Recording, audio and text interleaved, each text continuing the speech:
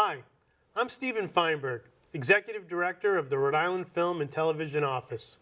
Our guest tonight is Eric Latek. Eric's an award-winning Rhode Island filmmaker. He went to Emerson College, where he studied film, mass media, and even acting. In 2002, Eric created a production company, Phantasma Pictures. Some of Eric's work includes the very acclaimed film Anna, as well as an experimental film called Branch, and his passion project of 15 years, Tiger, the story of Gary Tiger Belletto, the boxer and family man who ended up becoming a quadriplegic.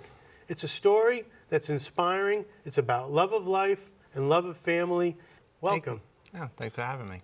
So you've been very busy, Eric. I mean, you've got a wife, you've got a son. Yep. And what are some of the companies that you work for in the daytime? Well, I mean, my day-to-day is usually I'm working between different agencies, having to, usually travel, direct some commercials, come back, do post-production. So some of the companies off the top of my head are like IGT, which is located in Rhode Island, Cox, IBM.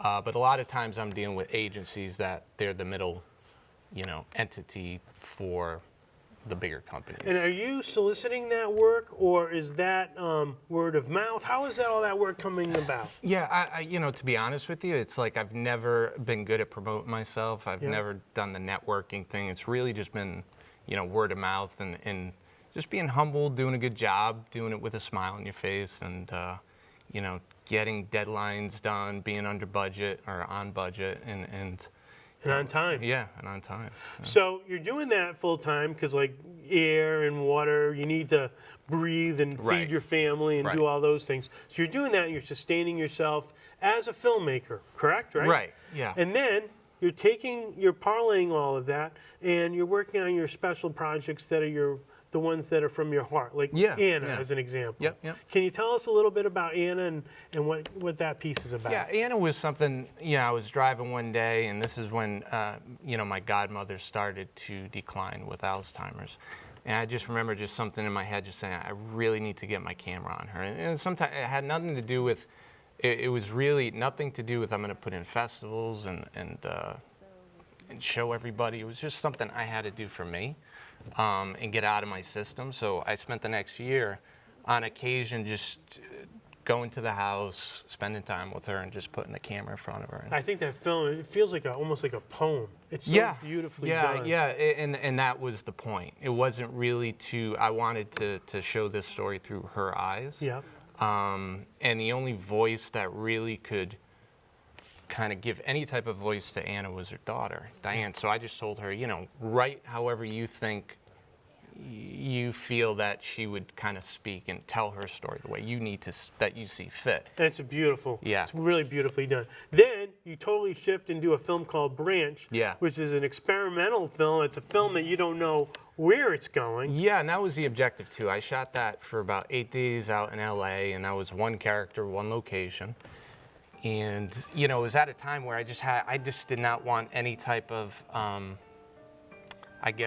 narrative, like a straight narrative? No, not a straight narrative, but something where I just kind of wanted to let go and see how far out there I could go but at the same time come back in and keep the audience like one step ahead from the audience. Right, and then I think what's interesting too is how you sound in Branch, because you use it like it's another character. Right. And I think of like Robert Wise in the movie The Haunting. It's like sound was a huge thing, and Mauro Colangelo, who we've been working together for about 10 years. Yep. And I explained to him as far as the fact that the sound design was going to be a huge factor in pushing moments into the film, because I didn't want to rely on all VFX. Right. There was some VFX in there, but I did want to have this idea that sound and the audience's imagination was going to push these moments. And you did so beautifully. And we don't have much time, but let's talk about Tiger. Yep. Tiger's this 15-year project. You're catching these intimate moments between Gary, who's a quadriplegic, and his family. Yeah. I think it's masterful. Yeah, no, thank you. And it's kind of crazy when I think about that particular project that it's really been 1/3 of my life filming. So I've been filming that since 2001.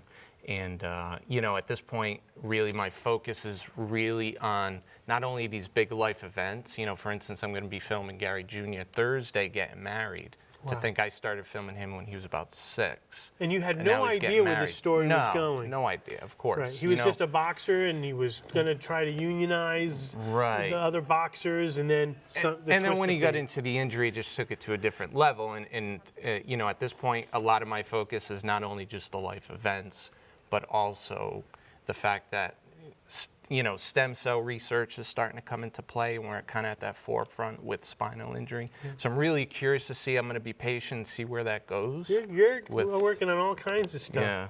If you had to give a little bit of advice to some other filmmakers out there, what would you say to them? Yeah, I would say learn as much as you can. You know, learn all the tools of the trade. So don't just be an editor. Don't just be a VFX person or just a director. You know, learn as much as you can. I always say once a student, always a student. So the more you know, the more marketable you are. Yeah, absolutely. Well, Eric, I want to thank you very much for coming on Double Feature. Thank you. And we look forward to seeing more of your work.